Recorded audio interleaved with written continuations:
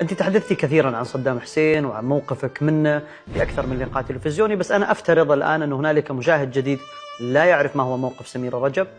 أعطيني موقفك باختصار للمشاهد الذي لا يعرف موقف سميرة رجب.